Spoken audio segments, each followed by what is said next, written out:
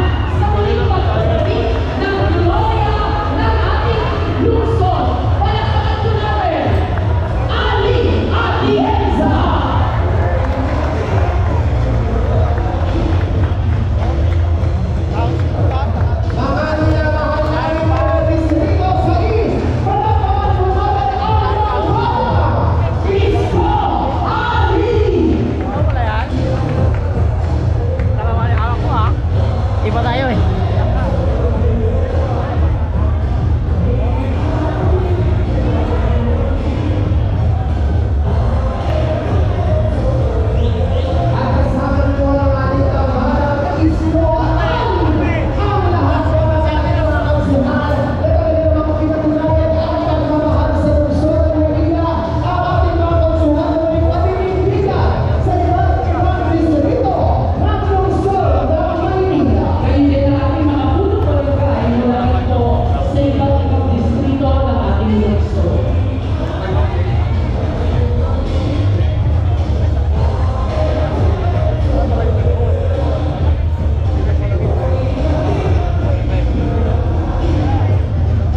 Basta bata niyo ako ah.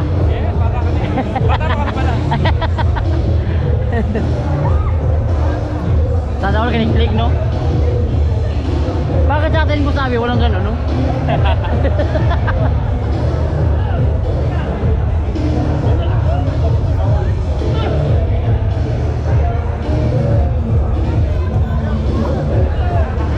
Ano daw? Ano daw? Ano daw?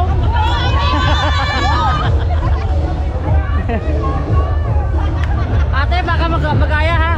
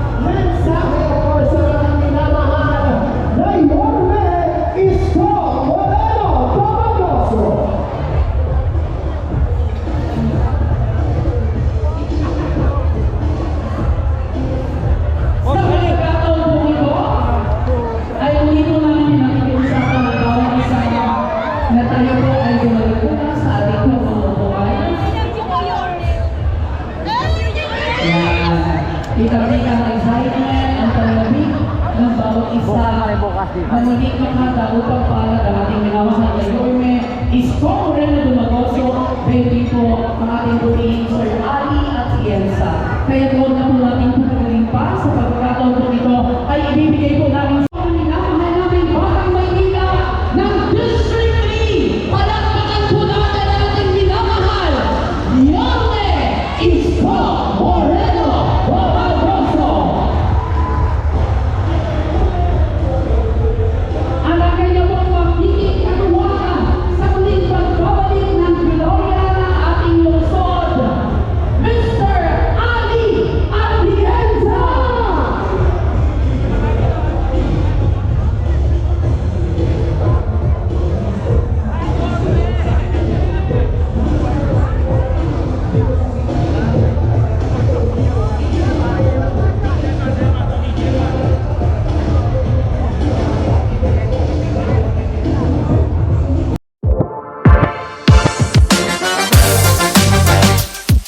Alam po natin, Sir Ali Atienza!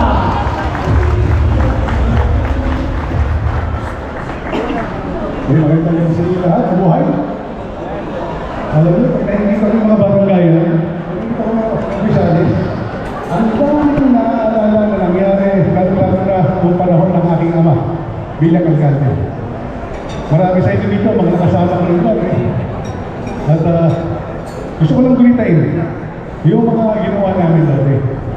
Naalala niyo ba yung Baywalk dati? Di ba? Palagi tayong may event doon, palaging imbitado ang mga barangay. Pag Pasko, may mansanas, may kahel. Di ba ba?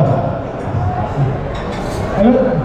Naalala ko yung panahon na pag ang barangay official ay pumunta ng mayor's office bukas ang bulwagan. Tama po ba yun?